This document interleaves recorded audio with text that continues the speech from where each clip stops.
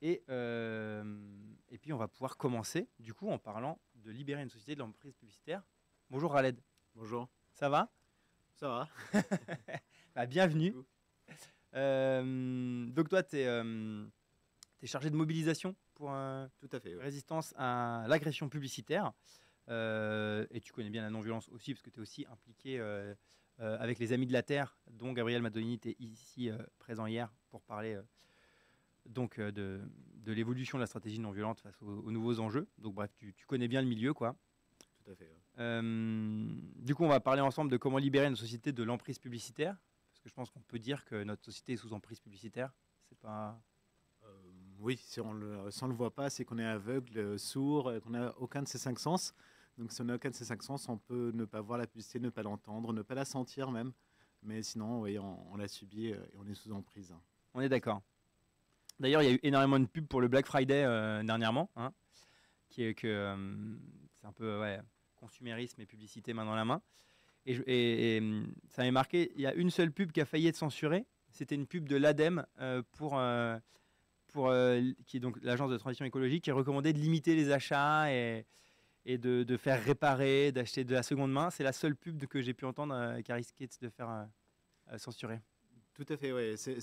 En fait, c'est pas si étonnant que ça, parce qu'en fait, c'est sûr que le monde de la publicité est marchand avant tout. Donc, en gros, en fait, il faut comprendre une chose, c'est que la publicité existe depuis longtemps. On a toujours eu des crieurs, des gens qui vendaient ça. Mais en fait, depuis le 19e siècle, il y a un truc qui est arrivé dans notre tête qui s'appelle la révolution industrielle et qui fait qu'en fait, il y a eu une industrialisation, en fait. Donc, du coup, et l'apogée du capitalisme qui est arrivé à ce moment-là. Et avec l'apogée du capitalisme, il y a eu une industrie au service de l'industrie qui s'appelle la publicité.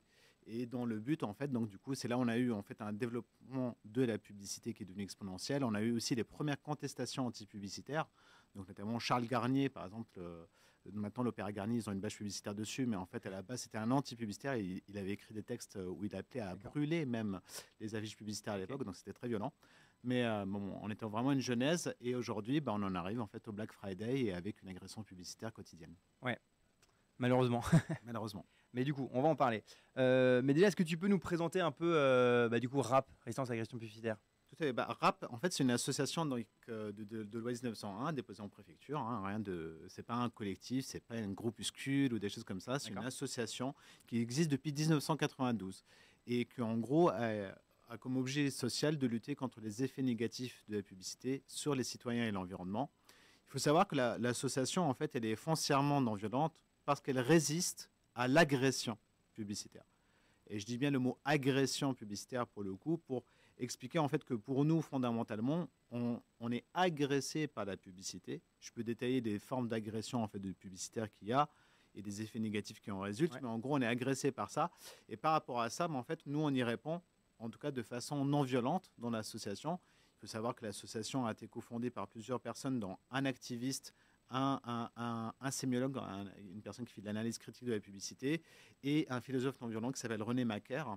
Et en gros, la stratégie de l'association se voulait d'arriver à une action culturelle à la Gandhi, en fait, pour massifier la lutte et arriver à changer les choses au niveau de l'agression publicitaire.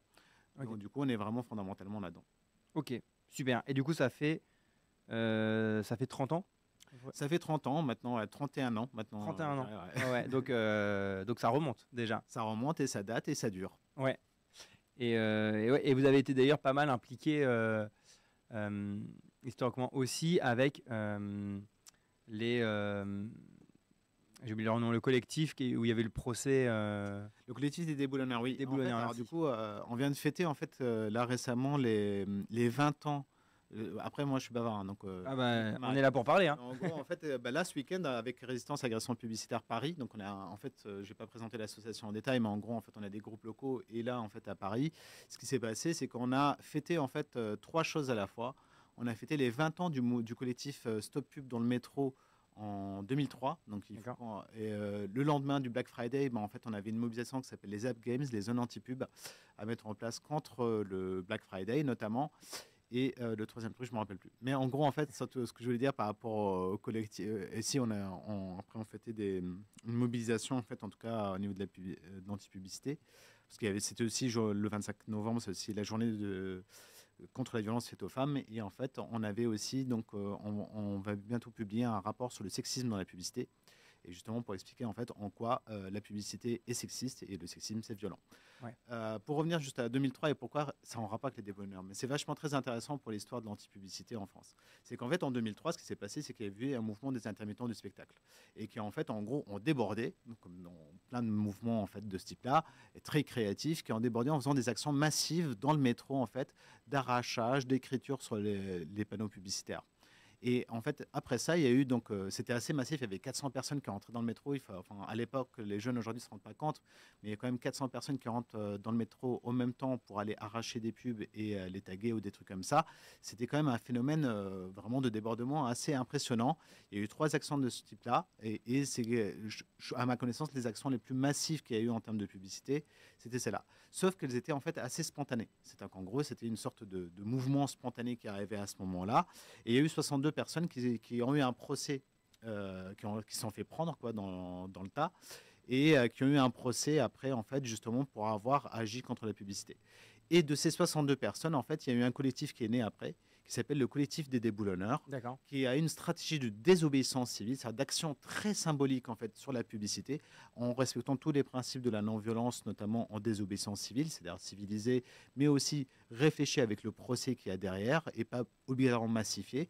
Et c'est un collectif qui a duré jusqu'à il y a très peu de temps encore, enfin il y en a encore quelques embryons qui sont encore vivants aujourd'hui. Et le 25 mars 2013, il y a eu une grande victoire en fait parce que ce collectif a eu ce qu'on appelle donc une reconnaissance. C'est un collectif qui agissait tous les mois quand même, enfin il faut le tenir tous les mois, ouais. Et qu'en plus ont eu donc avec une stratégie de désobéissance civile, ils avaient des procès, pas tout le temps, mais ils en avaient quand même pas mal. Et il y a eu un procès qui a été gagné au nom donc de l'état de nécessité, c'est-à-dire que c'est une reconnaissance que la publicité est un danger imminent et immédiat pour notre société et qu'à partir de là, il est légitime et légal de désobéir à la loi pour alerter le public par rapport à ça. Et aussi au nom de la liberté d'expression. Et donc, du coup, il n'y a pas eu ce procès a fait jurisprudence parce que le parquet n'a pas fait appel, donc l'État n'a pas fait appel en fait de ça. Et pour l'instant, on en est resté à là. Et du coup, en fait, cette journée, 2 ans plus tard, au Forum social mondial, est devenue la journée mondiale contre la publicité. Donc, du coup, en gros, c'est devenu une journée de mobilisation internationale contre la publicité. Et depuis, en fait, il y a toujours des mobilisations comme celle-là. Aujourd'hui, on s'oriente beaucoup plus vers les Zap Games, donc, qui est une mobilisation contre le Black Friday, parce qu'en fait, au niveau international, quand même, les grandes fêtes de la surconsommation, c'est quand même le Black Friday. C'est sûr. Il y a à peine 5 ans, 6 ans, 7 ans, j'aurais pas dit que le Black Friday viendrait autant en France. Bah, si la colonisation capitaliste de cette fête, qui est à la base capitaliste et anglo-saxonne, est arrivée en France via justement notamment l'économie numérique. Aujourd'hui, Amazon et tout ça, et qui est en fait une grande arnaque surconsumériste. Donc c'est pour montrer un peu l'affiliation de tout ça. Et aussi, il y a eu quand même un jeu dans la stratégie non violente, c'est-à-dire qu'avec cette histoire de désobéissance civile, on est parti d'un mouvement d'insurrection spontanée qui est devenu une stratégie non violente et qui aujourd'hui a donné un mouvement international contre la publicité. Ok, ouais. Et c'est vrai que c'est hyper intéressant toute cette histoire un peu de ce procès, parce que c'était aussi l'occasion, les procès dans la stratégie non violente, de mettre en avant les arguments. Et là, donc, on convaincu le juge, ce qui ont permis d'obtenir. Ouais, il faut. Il y a eu une pièce de théâtre qui existe qui s'appelle L'histoire leur donnera raison. Donc c'était l'avocat en fait des déboulonneurs qui avait dit ça dans un procès. Il y a une pièce de théâtre sur un des procès des déboulonneurs. Bon, c'est pas celui où ils ont une relax, ouais. Mais qui est super intéressante. Il y a aussi un livre qui s'appelle L'histoire leur donnera raison aussi, qu'on vend aussi à Rap et que je conseille. En fait, c'est vraiment une vraie leçon en fait de la question publicitaire, de comment ça se passe un procès de désobéissance civile en désobéissance civile et par rapport à la question de la publicité aussi. Et aussi comment se comporte un juge, comment ça se passe. En fait, c'est une vraie salle de théâtre, en fait, les procès. Et en gros, comment on fait on en fait une tribune aussi pour nos mouvements, mais aussi pour essayer de changer la loi, de changer les idées, de faire débat. Il faut savoir, quand il y avait les mouvements des déboulonneurs en 2005, il y avait vraiment beaucoup de médias qui venaient et qui suivaient ça. Après, bon, ça s'est routinisé petit à petit, ce qui fait que le mouvement s'essouffle aussi parce qu'on reste dans une même tactique, une même stratégie. Et les médias, au bout d'un moment, il leur faut aussi être créatifs et de la nouveauté. Mais on a réussi quand même à dépasser certains jalons grâce à ça. Ouais, complètement. C'est vrai que j'ai vu cette pièce de théâtre et c'est vrai que je pensais que c'était la pièce de théâtre du procès victorieux. Donc je ne m'attendais pas du tout à ce que ce soit pas le cas. Et donc à la fin de la pièce de théâtre, où c'est pas le cas. Mais c'est hyper intéressant parce que du coup, ça revient aussi sur tous les arguments qui finiront par être victorieux, sur pourquoi la pub est une violence et pourquoi c'est une nécessité de de lutter contre, etc. Est-ce que tu peux rapidement nous résumer un peu ces arguments et de pourquoi la pub, du coup, c'est vraiment une violence, en plus du public-sexisme que tu as déjà parlé, mais... Oui, en fait, pour donner un peu une vision générale, en fait, la publicité est une violence déjà parce que elle est imposée. C'est le premier principe sur lequel on est, c'est-à-dire qu'en fait, en gros, quand on va dans la rue, quand on ouvre un média quelque part, on voit de la pub aujourd'hui. Et en fait, ça, c'est la première des violences, des agressions de la publicité. C'est la plus visible. Tout le monde est d'accord avec ça. En fait, on reçoit entre 1200 et 2200 messages publicitaires par jour. Il faut vraiment voir ce que ça veut dire. 2000 messages publicitaires par jour, ça veut dire 800 000. On n'est pas loin du 1 million de messages publicitaires par an. Donc c'est quand même c'est un vrai bombardement, là pour le coup. On reçoit plus de 15 000 stimuli commerciaux par jour, c'est quand on voit un logo quelque part. Donc là, quand je regarde là, par exemple, je peux voir un logo là-bas tout petit, ou surtout dans la rue, on voit des logos de voitures. On en voit plus de 15 000 par jour. Et ça, en fait, c'est ce qu'on appelle un stimuli commercial. Ça crée en fait une envie d'achat. Et en gros, ça, c'est la première agression de la publicité, c'est qu'on n'a pas choisi. En gros, on n'a pas un consentement actif de notre part. Et donc, dans les espaces personnels, les espaces publics, en gros, où on est, et notamment l'espace public, on n'a pas le choix, on l'a subi. Donc ça, c'est un premier principe. Et après, elle est imposée aussi au sens où on en reçoit aussi beaucoup. Et on ne peut pas y échapper, en gros. Et donc, du coup, l'autre principe sur lequel on est, en gros, c'est plus sur les contenus des messages publicitaires. C'est qu'à la limite, on peut se dire, finalement, une publicité sexiste, déjà, une publicité sexiste, en fait, c'est quoi? C'est une forme de domination qui est exercée dedans, de la violence, un message, en fait, qui nous amène à nous conformer à une norme. Et à partir de là, en fait, on rentre dans un jeu de la publicité qui pose problème. C'est-à-dire qu'en gros, il y a une agression dans le contenu du message lui-même qui veut rentrer dans notre cerveau et coloniser notre imaginaire. Et tout ça, pourquoi? Pour nous faire surconsommer. Parce que, comme j'ai expliqué tout à l'heure, c'est une industrie au service de l'industrie. Ouais. Donc, c'est là pour nous faire surconsommer des produits dont on n'a pas besoin en général. Parce que, bon, je n'ai pas besoin de publicité pour me dire que je dois aller acheter du pain ou des choses comme ça. Mais il n'empêche qu'il en faut bien pour me donner envie d'acheter quelque chose. En gros, moi, je dis souvent, en fait, la publicité, c'est une machine à fabriquer de la frustration. C'est-à-dire qu'en gros, en fait, elle est là pour toucher notre inconscient. C'est pour ça qu'on est bombardé de messages publicitaires tous les jours. Elle va utiliser des stratagèmes hyper bien réfléchis, on va dire. C'est le neuromarketing. Voilà, c'est le dernier, un peu dans les derniers nés, c'est le neuromarketing, mais en fait, c'est qu'en gros, elle est là pour agir sur notre inconscient.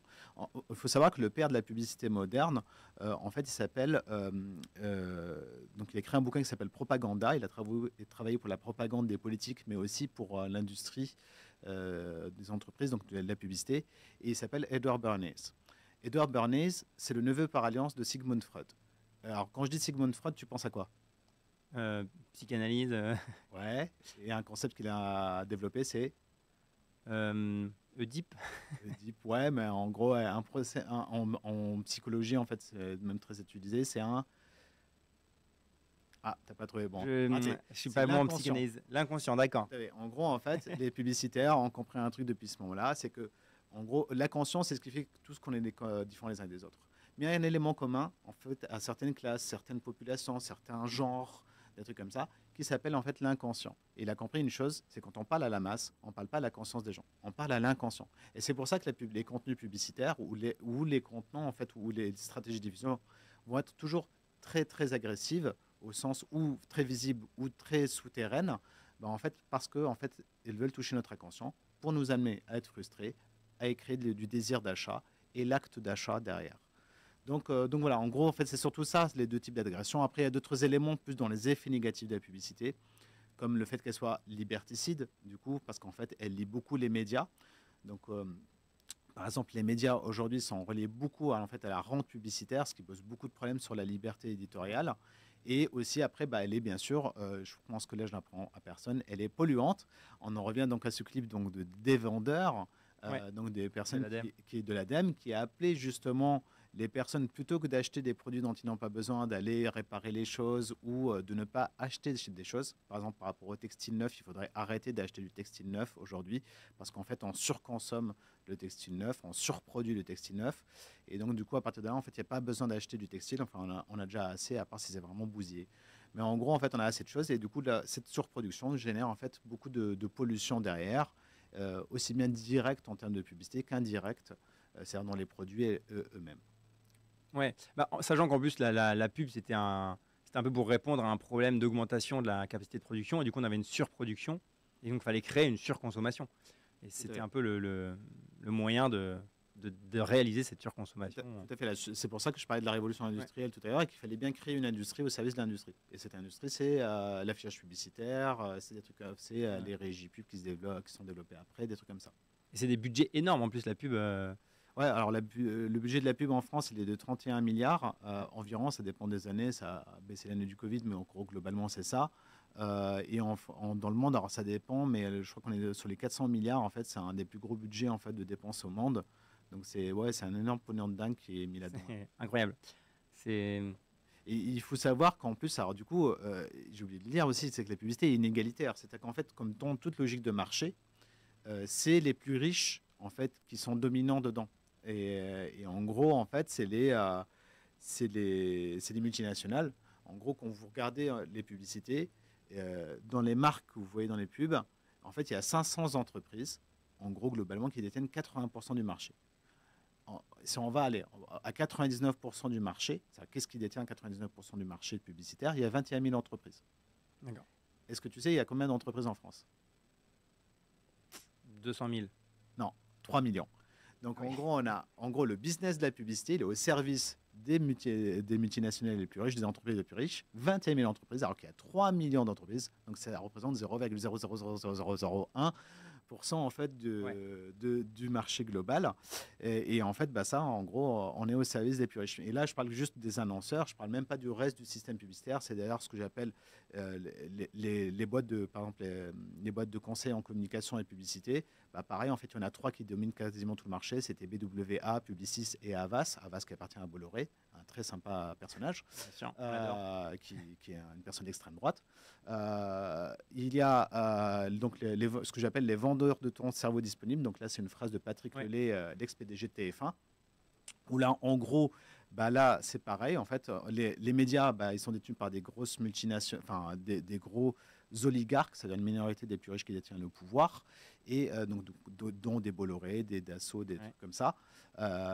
Et après, donc même pareil sur l'affichage publicitaire, il y a deux entreprises, c'est Clear Channel et JCDecaux qui détiennent quasiment tout le marché. Donc, et pareil sur Internet, c'est les GAFAM. Donc, et pareil sur les publicités dans les boîtes aux lettres, en fait, il y a deux entreprises qui détiennent quasiment tout le marché. Et donc, du coup, dans toute la logique en fait de ce système-là, c'est une minorité des plus riches qui détient le pouvoir et c'est hyper inégalitaire. C'est pas les petits commerçants, c'est pas les moins riches qui en profitent. Ouais, clairement. Il y a un vrai, comme tu dis, c'est une vraie violence et qui est complètement imposée. Moi, un truc qui m'a souvent marqué, c'est que on est obligé de mettre des stop pubs sur sa boîte aux lettres, alors que la logique, on devrait mettre des oui pubs si on en veut. Mais la pub est imposée. Il faut vraiment, dans la plupart des cas, tu peux pas. Mais quand tu peux, il faut dire volontairement, je n'en veux pas. Tout à fait. En fait, c'est la revendication que l'on a. En fait, souvent, nous, dans les anti-pubs, on dit ouais, vous êtes anti-tout, machin. Mais en fait, on n'a pas trop le choix, quoi. C'est que la logique de la publicité, elle est expansionniste par définition, elle est invasive par définition. Enfin, dans le système actuel, en tout cas. Donc, à partir de là, en fait, on est obligé, nous, de dire non. Aujourd'hui, on est obligé de bloquer la publicité sur Internet. On est obligé de les mettre des stop pubs. On est obligé de ne pas avoir de médias. Moi, je n'ai pas de télé chez moi pour me prémunir de la publicité ou pour prémunir mes enfants de la publicité aussi. Donc, du coup, à partir de là, en fait, on est obligé d'être dans des stratégies de défense, on va dire, par rapport à ça, de blocage quand on y arrive. Parce que voilà, moi, quand je vais prendre les transports en commun, j'ai pas le choix. Mon fils, il voit des images violentes dans la publicité. Nous, on a déjà eu des fois, en fait, un coup de fil même d'une personne qui était vraiment, qui savait plus quoi faire parce qu'en fait, il y avait eu à l'époque une publicité de Lara Croft qui avait un personnage. De jeux vidéo qui avait en fait la tête ensanglantée dans une publicité et en fait son enfant il a fait des nuits blanches à cause de ça parce qu'il a été choqué de voir ça. Mais en fait on choisit pas, mais dans les transports en commun sur des écrans on n'a pas le choix.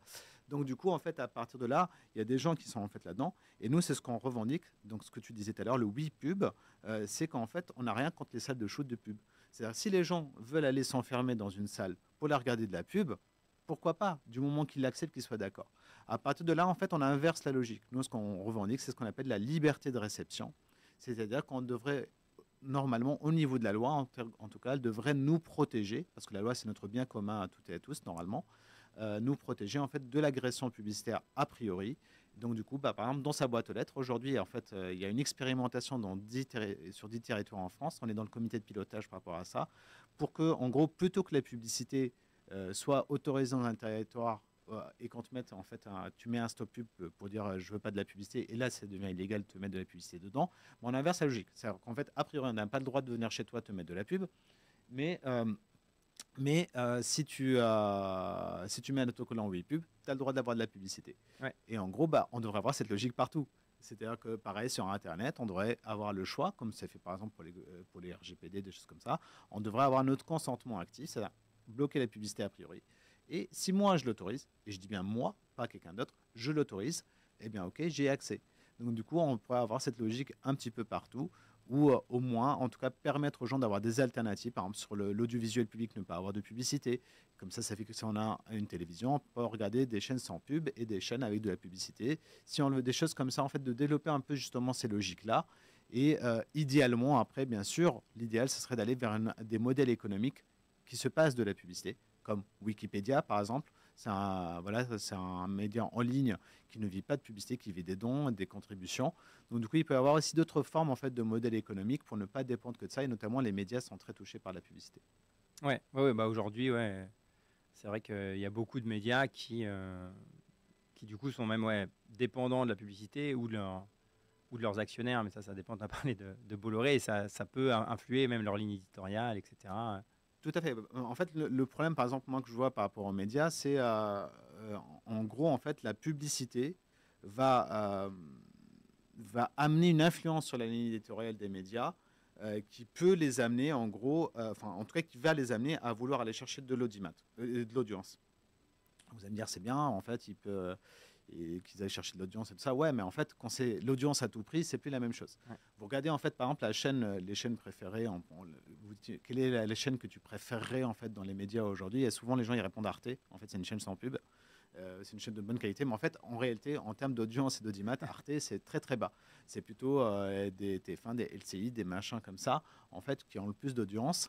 Pourquoi? Parce qu'en fait, et pourtant, ce qu'il y a dedans, sincèrement, c'est pas top top. Et le problème que ça a, en fait, c'est qu'en termes de divertissement et en termes surtout d'information, ça pose problème. C'est que ça va amener, en fait, la recherche de l'audience à tout prix et du coup, à créer des émotions aussi derrière pour donner envie d'acheter. Et ça, c'est aussi un problème. C'est-à-dire qu'aujourd'hui, quand on voit, par exemple, je sais pas, par exemple, quand on voit, moi, j'ai remarqué souvent, en fait, dans les mouvements non violents, on cherche beaucoup de stratégies pour essayer de médiatiser nos actions, mais en fait, il suffit parfois d'aller à une manif et paf, il y a un truc qui a brûlé, il y a un phénomène violent, et les médias le médiatisent tout de suite. Et ils adorent en fait la violence. Pourquoi? Parce que ça génère de l'émotion, ça amène de l'attention, ça amène de la gravité, et du coup, ça amène de l'audience. Et ça augmente en fait leur rente publicitaire, la rente qui est reliée à la publicité. Donc du coup, c'est du gagnant pour eux.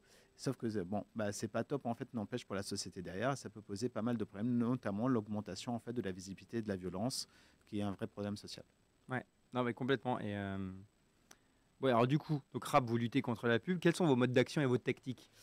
Maintenant qu'on a un constat un peu noir. Ouais. Du coup, nous, en fait, nos modes d'action, en gros, en fait, on a plusieurs modes d'action. En gros, notre premier mode d'action, c'est la sensibilisation avant tout. C'est-à-dire qu'en gros, d'aller vers les gens et de discuter, de les toucher avant tout. C'est-à-dire qu'en gros, on a déjà les informer aussi par rapport à la question de publicité, parce qu'en fait, on a beaucoup de gens qui nous contactent pour nous dire ouais, comment je peux faire ci par rapport à ça, etc. Je reçois de la publicité dans ma boîte aux lettres, pourtant je mets un autocollant, des trucs comme ça. Donc ça, c'est la première mission, c'est d'informer, de sensibiliser, d'informer sur la loi, sur des trucs comme ça. Donc c'est un rôle un peu syndical, mais on n'a pas le choix, en fait, on fait avec. Ouais. Comme je disais tout à l'heure, la première logique, c'est de se défendre. Donc du coup, ça, on peut essayer de développer les petits éco-gestes de l'anti-pub, mais on n'en va pas très très loin juste avec ça, parce que la loi est très permissive et c'est le problème qu'il y a aujourd'hui.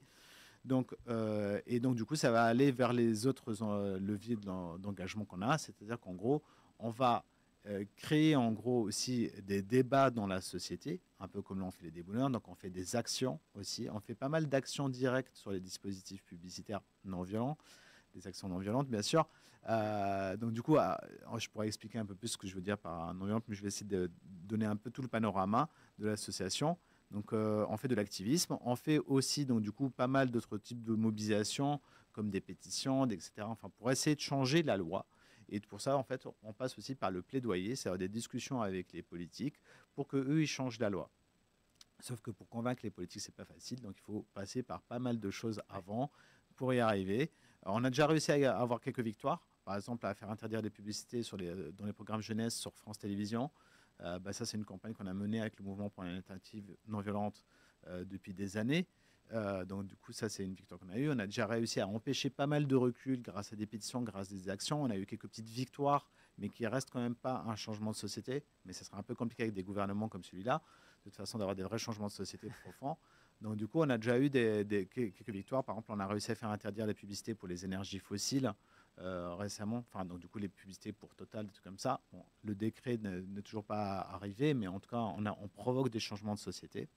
Et en gros, en fait, après, le mode d'action qu'aiment beaucoup nos militantes et nos militants, c'est comme j'ai dit, l'action sur la publicité. Parce qu'en fait, vu que la publicité, c'est une agression que l'on reçoit, les militantes et les militants, tout de suite, le premier réflexe qu'ils ont, c'est de lui répondre directement sur elle.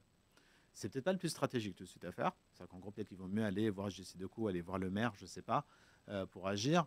Mais il n'empêche que l'expression première que veulent les gens, c'est neutraliser la publicité, la rendre neutre, pas neutraliser au sens je la détruis.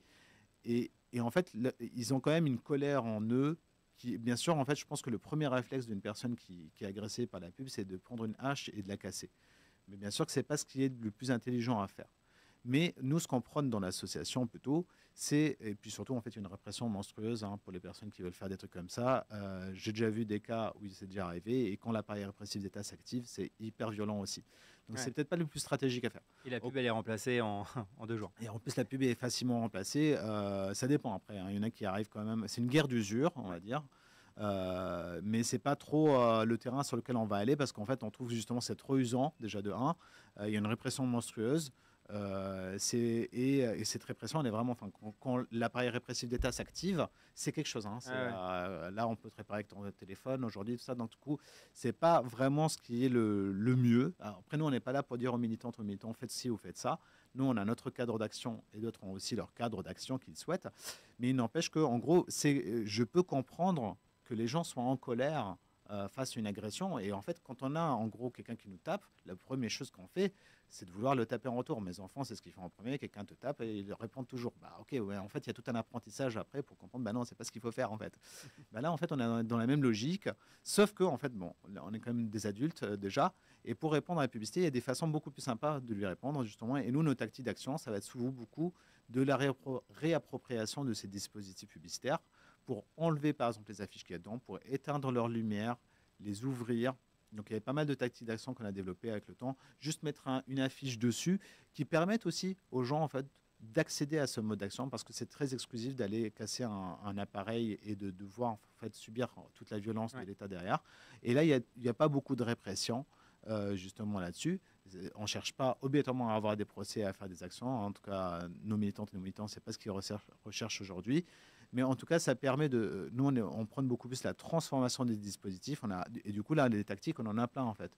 Parce que on a déjà fait des infokiosques sur des publicités, par exemple. Avoir des stratégies un peu de mettre en place des bouquins devant, de les redécorer, de mettre des plantes à la place, de mettre des affiches d'art dedans, des affiches militantes à la place, ou juste d'enlever les affiches et de les éteindre. Ça permet quand même de reposer les yeux. Plein de choses comme ça en fait qu'on met en place, et ça marche plutôt assez bien. Et en plus après, nous on fait aussi des ateliers donc de création d'affiches. Genre là le samedi soir, du coup on a fait une action.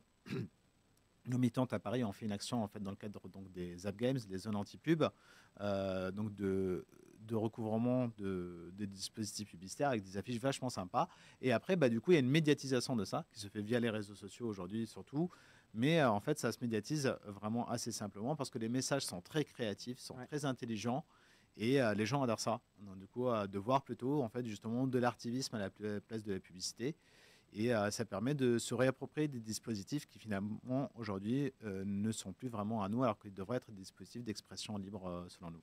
Oui, clairement. Mais c'est vrai que oui, quand on croise, quand on passe après une action comme ça et qu'on voit toutes les pubs qui ont été remplacées par des trucs d'artistes, c'est toujours agréable, et les gens s'arrêtent beaucoup plus pour regarder, lire les messages des artistes que quand c'est des pubs qui passent sans même les regarder. Donc Oui, moi j'étais impressionné parce que je voyais même des gens qui ont pris des photos en fait de nos actions, par exemple là de ce samedi, qui les envoient dans les réseaux sociaux comme ça. Et ça, par exemple, ça n'arrive pas trop avec la pub parce que bon, voir une pub intelligente, on en a vu qu'une, c'est de l'ADEME récemment, mais en gros, il n'y en a pas quand même beaucoup. Non, il n'y en a pas beaucoup et du coup, s'il y en a, elle risque de se faire censurer en plus. Donc, d'accord. Et du coup, ouais, donc là, tu m'avais dit que vous évoluez du coup avec Rap vers de la désobéissance civile justement dernièrement, euh, parce qu'il n'y avait pas du coup aussi les actions de destruction, elles étaient pas relayées, ou alors ça a changé aussi l'opinion publique en.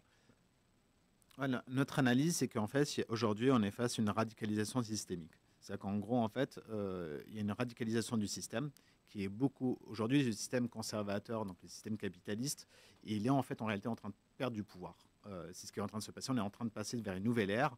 Il y a un système conservateur qui est là, qui est en train d'essayer d'empêcher cette nouvelle société d'arriver. En tout cas, c'est d'empêcher, enfin, on l'a vu quand il y a eu par exemple la Convention citoyenne pour le climat, Ouais. il y avait une proposition qui était d'interdire toutes les publicités climaticides, notamment. Et là, on a vu le branle-bas de combat en fait des idétocrates des médias pour dire non, non, non, il faut surtout pas faire ça, c'est n'importe quoi, ils y connaissent rien du tout, des trucs comme ça. Mais en fait, non, c'est juste un système en fait qui dépend beaucoup de la publicité et qui est complètement acquis en fait à cette idéologie-là surtout, et qui en gros est en train de communiquer là-dessus pour dire stop, stop, ne faites surtout pas ça. Et aujourd'hui, en gros, en fait, même on a vu ça partout. En fait, à chaque fois qu'on a des avancées en gros social, il y a un système conservateur. Je l'appelle conservateur parce qu'en fait, il veut conserver son pouvoir. Hein, c'est ça que je veux dire, c'est que Ouais. c'est pas genre c'est des conservateurs au sens du Moyen Âge, mais en gros, en fait, ils sont en train d'essayer justement de conserver leur pouvoir, et pour ça, ils commencent à mordre de plus en plus. Et du coup, en face, il y a une urgence de plus en plus sociale, et surtout au niveau environnemental, des gens qui n'en peuvent plus justement de souffrir de ces formes de domination-là, et qui sont eux aussi en train de s'impatienter et d'être de plus en plus en colère, et de vouloir répondre de plus en plus. Et donc, face à cette tension-là, il y a une radicalisation au niveau militante, en fait, qui est présente aujourd'hui au niveau des militants, et du coup, qui fait que, et en même temps, en fait, quand on fait, comme j'ai dit, nous, on réfléchit toujours beaucoup aux actions qu'on fait. On ne veut pas que nos militantes et nos militants aillent en prison. Hein. C'est une association déposée de loi 1901. Hein. On n'est pas un collectif de désobéissance civile. Mais il n'empêche qu'au bout d'un moment, on s'est dit, voilà, on ne peut pas rester dans un cadre que nous, on appelle à très faible de risque légal pour toutes et pour tous. Il y a vraiment une volonté, une montée en force des activistes pour aller en fait vers une radicalisation plus forte de nos modes d'action. Donc quand je parle de radicalisation, c'est qu'on reste toujours dans pas l'extrémisme, mais le radical. Ouais. C'est-à-dire en gros d'aller à la racine du problème.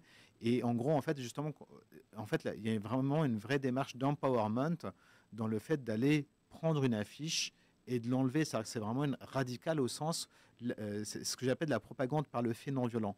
Les mouvements anarchistes, ils avaient développé ça en fait dans les années 30. Et donc, ils faisaient des actions violentes, en gros, de propagande par le fait. C'est-à-dire qu'en gros, ils faisaient ce qu'ils devaient faire, en fait, pour la société d'après. Donc, c'était plutôt très violent, des formes d'assassinat ou des trucs comme ça. Mais nous, on peut adopter, en fait, des stratégies pour la non-violence. C'est-à-dire, en gros, de se réapproprier ce pouvoir directement. La publicité, c'est un pouvoir. On nous a exproprié ce pouvoir-là. Et en gros, nous, on se le réapproprie aussi par ces actions comme ça. Ouais. Et là, en fait, on génère, en fait, une nouvelle forme de renforcement du monde qu'on veut aussi après, et du renforcement des militants. Vous savez, moi j'étais en 2015 au Forum social mondial, justement, quand il y a eu la journée mondiale contre la pub qui a été là-bas. Et en 2013, pendant aussi, j'y avais été. Et il y avait une personne qui, en gros, m'avait dit un truc que je retiendrai toute ma vie. Et en plus, c'était pas quelqu'un genre qui avait bac plus machin et tout ça, quoi. C'était un Tunisien qui était là, je tenais un stand, et qui me dit si tu veux savoir qui a le pouvoir, en gros, on avait parlé, et puis il m'a dit, de toute façon, c'est simple. Si tu veux savoir qui a le pouvoir, regarde les affiches. Et je trouve que c'était vraiment hyper bien, parce qu'en fait, eux, ils étaient dans la dictature de Ben Ali, donc du Ouais. président Ben Ali avant, et en fait, il faut savoir qu'il y avait le portrait du président partout, dans les dictatures comme ça. Et aujourd'hui, en fait, si on veut savoir qui a le pouvoir dans la rue, il faut regarder les affiches. Et c'est pour ça, en fait, que ce pouvoir-là, il faut se le réapproprier. Et je pense que c'est la première bascule que on doit créer pour un changement de société, c'est de se réapproprier en fait notre imaginaire, de se réapproprier cet pouvoir qui est en gros qui nous est complètement pris par les multinationales. Ouais, complètement.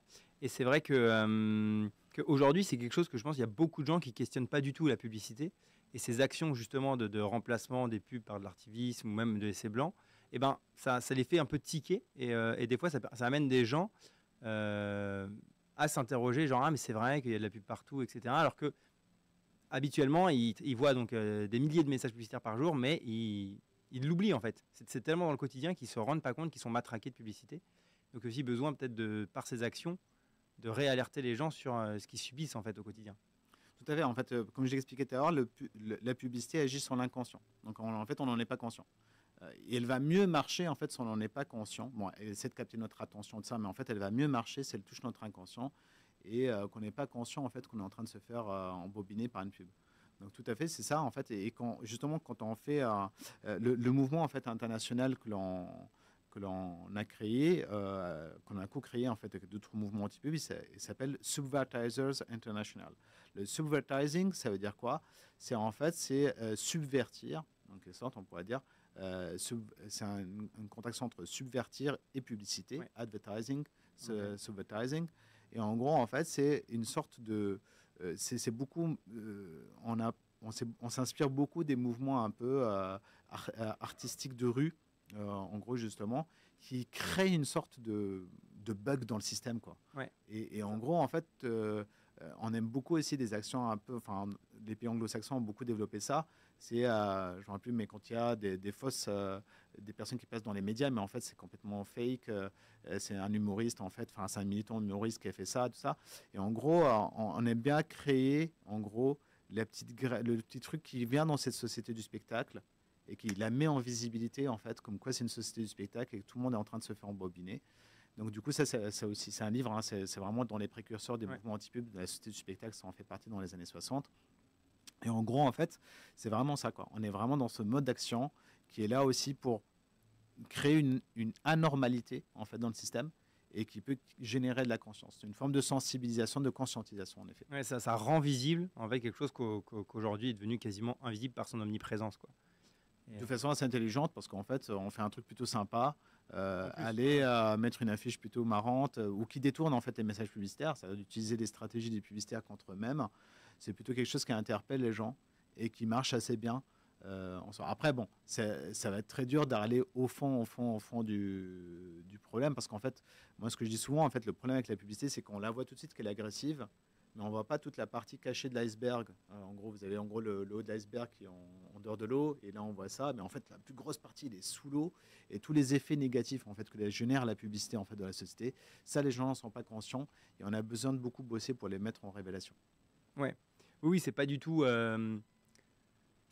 simple à conscientiser que en fait avoir si on reprend l'exemple du coup des publicités sexistes, mais qu'en fait si à longueur de temps on voit des femmes utilisées comme des objets dans la publicité, eh ben, ça a un effet sur notre inconscient qui nous amène aussi à quelque part à considérer les femmes comme des objets et ça c'est un effet qui est pas instinctif. Il faut y réfléchir, il faut se plonger dans les études quoi pour y venir.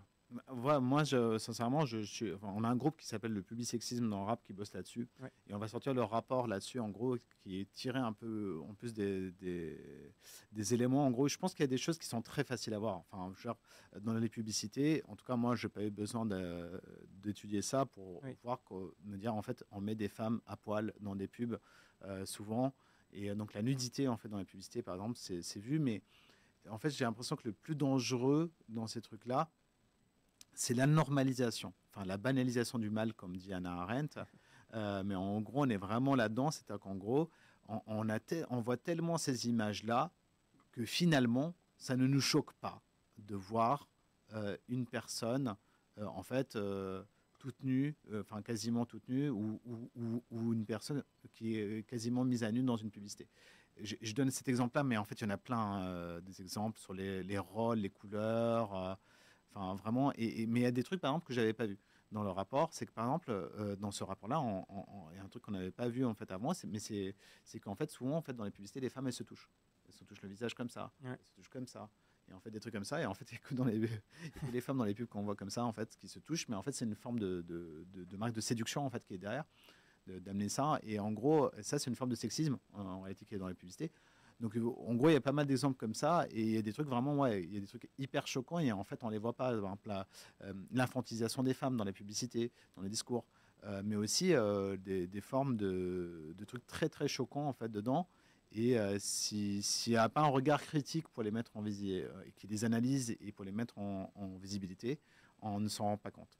Oui, c'est ça. Et quand on prend le métro et qu'on croise 30 pubs en une station, on va pas s'arrêter sur chaque pub pour se réfléchir, tiens, quels sont les messages, comment déconstruire. C'est ça, justement. C'est aussi c'est par la submersion que finalement, il nous passe le message, quoi. Surtout, tu les regardes pas. En fait, quand Ouais. tu passes dans un métro, toi, tu regardes ton trajet, tu regardes ton bouquin, tu regardes d'autres choses, mais en fait, mais ton cerveau les Tu voit. vois quand En même. fait, il les enregistre parce qu'en fait, en gros, tu passes comme ça, mais en gros, tu les vois inconsciemment. Et en plus, il y a une répétition de ces messages.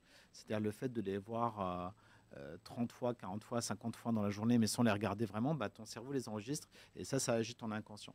Et là, il y a des études qui le montrent pour les marques. Par exemple, justement, quand les marques rouges, on pense à une marque de soda très connue, enfin, des trucs comme ça. En fait, il y a vraiment des actions sur l'inconscient qui sont claires, nettes et précises pour associer, en fait, justement, des images à une marque. Après, je pense pas que les publicitaires qui font ça veulent créer du sexisme dans la société. Je pense qu'ils cherchent plutôt des stratégies Cherche pour à vendre. Ouais. influencer, à vendre. Et du coup, ça marche plutôt assez bien, justement. Mais par exemple, la main, enfin, il y a plein de trucs qu'on a vu, la minceur dans la publicité, en fait. Par exemple, le fait de créer toujours des corps qui sont irréels, en Ouais. réalité, qu'aucune femme ne pourra avoir. Et après, bah, du coup, les personnes vont vouloir avoir ce corps-là. Pareil pour les gars qui sont musclés, en fait. Dans les publicités, on montre toujours les mecs avec des muscles, des trucs comme ça. Et pareil, en fait, bah, du coup, l'imaginaire, en gros, c'est de montrer des hommes virils, musclés, des trucs comme ça, en fait, dans nos têtes et dans celles de nos enfants aussi, et qui grandissent avec ça et qui, du coup, vont avoir beaucoup de mal à décoloniser leur imaginaire. Ouais. Alors, est-ce qu'il y a des endroits où il y a des cours d'autodéfense face à tous ces messages? Bah, à résistance à l'agression publicitaire, déjà, c'est un bon début. Bah, en fait, pour l'instant, à ma connaissance, il n'y a pas enfin, sur le sexisme, il y a des associations qui agissent en fait sur plusieurs secteurs, on va dire, dans les effets négatifs de la publicité. Mais il n'y en a pas une qui bosse sur tout à la fois. En tout cas, Ouais. à ma connaissance, il y a des associations qui bossent sur l'éducation à l'image, des trucs comme ça, quand même. Mais pour l'instant, on n'a pas trouvé trop d'équivalent à résistance à l'agression publicitaire, et pas qu'en France, hein, je dis bien dans le monde. Il n'y a pas d'association en fait structurée. On est vraiment un cas unique, mais et en plus, on n'est pas très nombreux. On a à peu près aujourd'hui 500 à 600 adhérents, quoi, en gros. On a un budget, enfin, on a des donateurs qui arrivent jusqu'à 30 000 euros à peu près de donateurs. Comme j'ai dit tout à l'heure, le budget de la publicité, c'est 31 milliards Faites des d'euros. dons.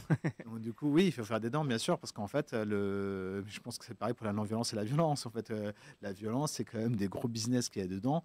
Et ben, en fait, s'il n'y a pas de soutien en fait des gens, s'il n'y a pas de militants aussi qui viennent renforcer, parce qu'en fait, là, par exemple, on a beaucoup de problèmes parce que depuis le Covid, Ouais. il y a beaucoup en fait de relations sociales qui se sont atomisées. Il y a beaucoup de mouvements qui se sont déstructurés, qui sont morts. Il y a beaucoup de changements de vie, des trucs comme ça. Et nos mouvements, en fait, sont plutôt très affaiblis en fait aujourd'hui. Enfin, moi, en tout cas, c'est mon constat. On est plutôt sur une phase où il y a un affaiblissement depuis le Covid. Et donc, par rapport à tout ça, bah, il faudrait qu'on ait plus d'aide, plus de soutien. En fait, aujourd'hui, les gens, ils sont peut-être tous toujours derrière leurs écrans. Mais je les invite à passer le pas, à venir nous rejoindre dans l'association. Donc, on est au 24 rue de la Chine. On a plein de groupes locaux en France. On a de moins en moins de groupes locaux, mais on peut venir créer des groupes locaux. Nous, justement, on prend l'action par le groupe parce qu'on pense que le pouvoir, on peut se le réapproprier que par le groupe. Le pouvoir vient du collectif, vient de l'organisation, vient de la relation des uns aux autres. Et c'est pas tout seul dans son coin qu'on arrivera à faire des choses. Donc on invite les gens à venir vers nous, à se rencontrer eux-mêmes sur le terrain et d'arriver à s'organiser en fait pour aller changer les choses derrière. D'accord. Et du coup, par exemple, dans un groupe local, est-ce que tu peux. Quel type d'action vont être faites? Donc, il va y avoir des actions de désobéissance civile, comme je disais, de remplacement des pubs. Par exemple, au niveau du plaidoyer, ça se fait au groupe local ou ça se fait plutôt au niveau national? Alors le plaidoyer, oui, on le fait. Ce qui est bien, en fait, c'est qu'au niveau de la publicité, en gros, en fait, nous, on a des groupes locaux, comme je dis, un peu. Voilà, on en a à Lyon, par exemple, à Bayonne, à Strasbourg, à Tours. Et en gros, en fait, au sein de ces groupes locaux, les gens, en gros, enfin, nous, au niveau national, déjà, on priorise, comme un peu toutes les orgas. On se dit, on ne peut pas tout faire, ça va être quand même un peu dur, on n'a pas tous les moyens de tout faire. Et en plus, on a observé qu'à force de faire un petit peu tout, parce qu'on le faisait un petit peu quand même à l'époque, bon, on n'arrivait pas à bien faire les choses. Parce qu'on faisait un petit peu de chaque, et en fait, finalement, on fait que se prendre des coups de la part du gouvernement, qui est des mesures, en gros, de plus en plus conservatrices, et qui, du coup, nous empêchent, en gros, d'avoir des victoires. Donc, du coup, on s'est dit, on va prioriser sur 3 campagnes. Donc, la publicité lumineuse, et notamment la publicité sur écran par affichage publicitaire, notamment. Donc, du coup, ça, c'est la première campagne qu'on priorise. La deuxième, c'est sur qu'on appelle Stop Pub Climaticide. Donc, du coup, c'est pour qu'il n'y ait plus de publicité climaticide. Et la troisième, sur la publicité sexiste. Donc, du coup, en gros, c'est les 3 campagnes qu'on priorise. Après, on agit sur d'autres secteurs. Par exemple, on est, comme j'ai dit, sur les publicités dans les boîtes aux lettres. On agit. On fait toujours une journée de mobilisation le 28 janvier pour le blocage de la publicité sur Internet, des trucs comme ça. Donc, du coup, on fait ça. Mais en gros, nous, on s'est dit, voilà, on s'est fixé ces 3 priorités-là et on essaie de bien faire le taf. Et après, en gros, au niveau local, la plupart des groupes travaillent surtout sur l'affichage publicitaire.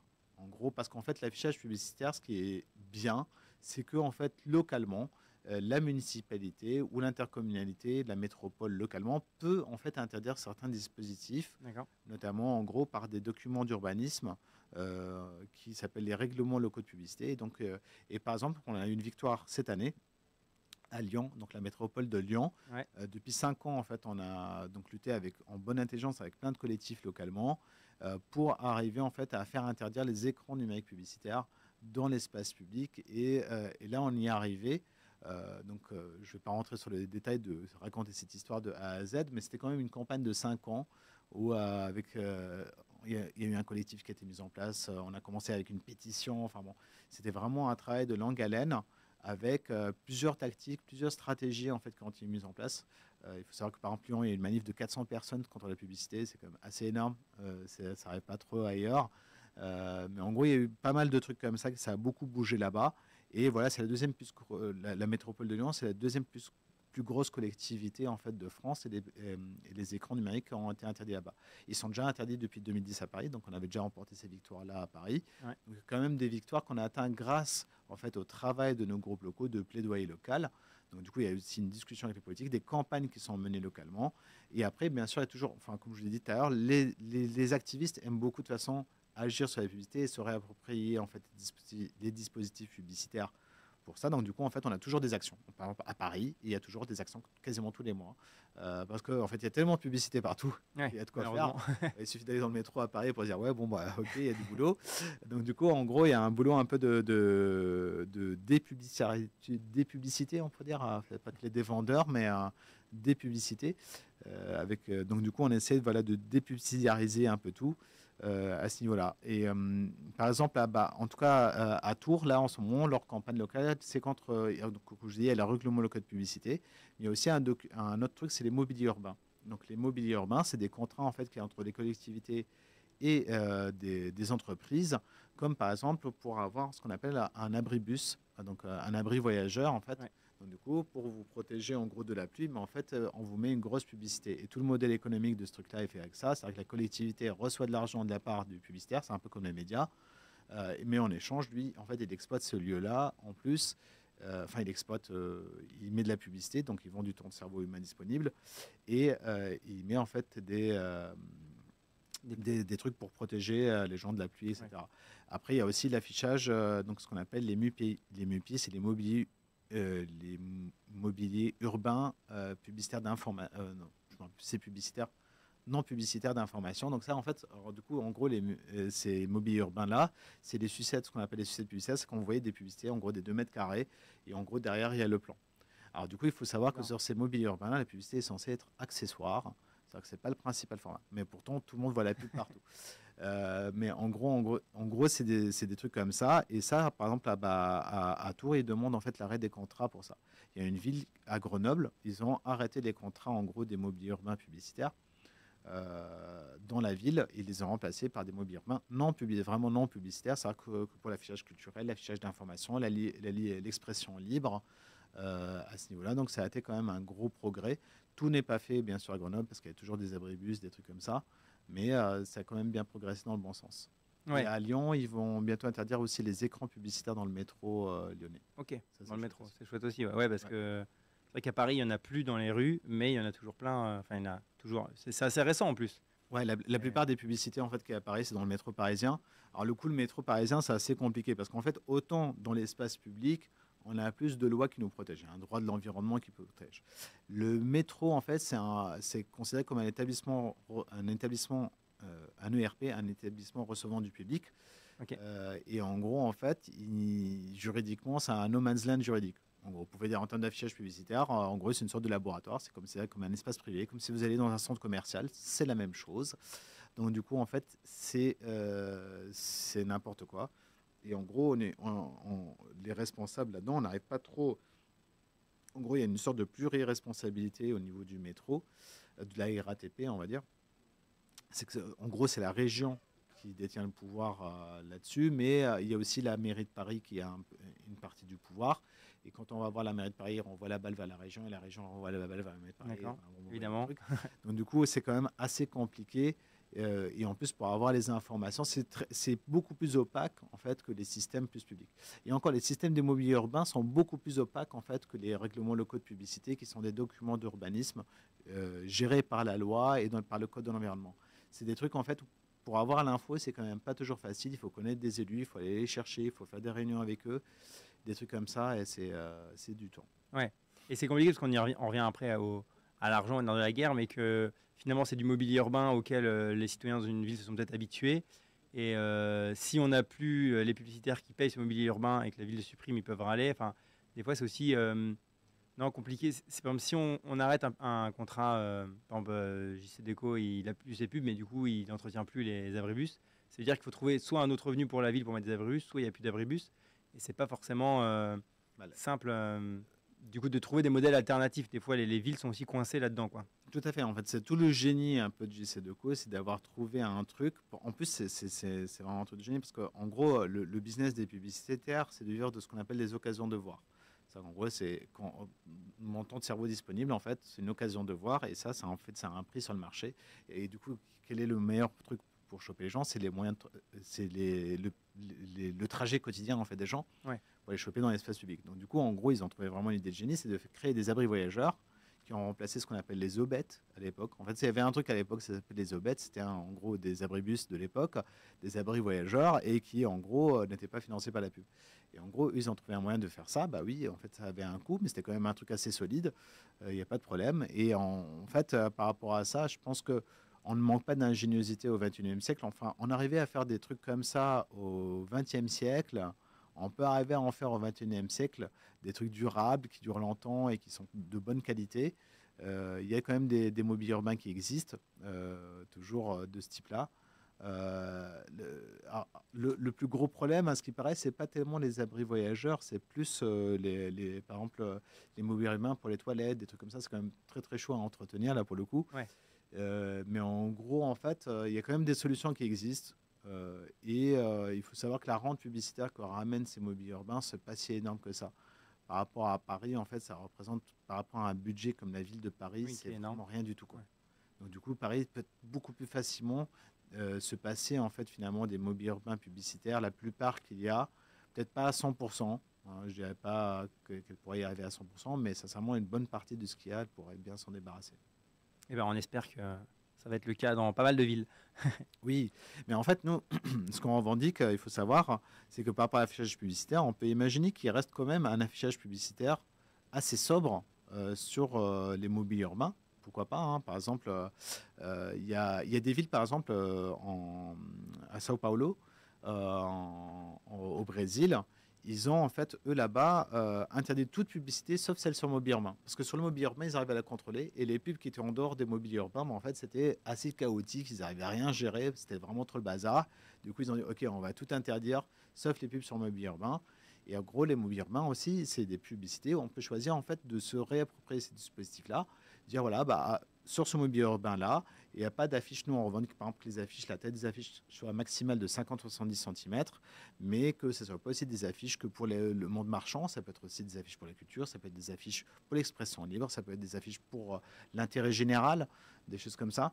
Et en fait, on pourrait même avoir des quotas d'affiches pour les petits commerçants locaux. En fait, on peut imaginer vraiment plusieurs formes, en gros, on va dire d'autres façons de faire de la publicité qui respectent aussi bien ce qu'on appelle la liberté de réception. Ça n'a pas besoin d'avoir des publicités géantes par écran, éclairées, etc., qui nous viennent dans la tête. Et en gros, avoir des formes de mobilier urbain qui sont beaucoup plus sobres finalement et qui pourraient tolérer une forme de publicité. Ouais. Ok. Eh ben, merci beaucoup, Khaled, d'être venu nous voir, d'avoir parlé de tout ça pendant cette heure. C'était hyper intéressant. J'espère que ça vous a plu aussi dans le chat. Donc, eh ben, Khaled, on va te laisser retourner à tes activités anti-pub. Ouais, merci, j'ai du boulot.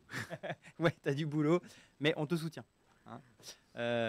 Donc, merci d'être venu. Donc, c'était Khaled de Résistance à l'agression publicitaire, qui est l'une des associations membres de Non-Violence 21. Donc voilà, donc vous aussi, donc n'hésitez pas à rejoindre des groupes locaux de rap pour aller lutter aussi contre l'agression publicitaire.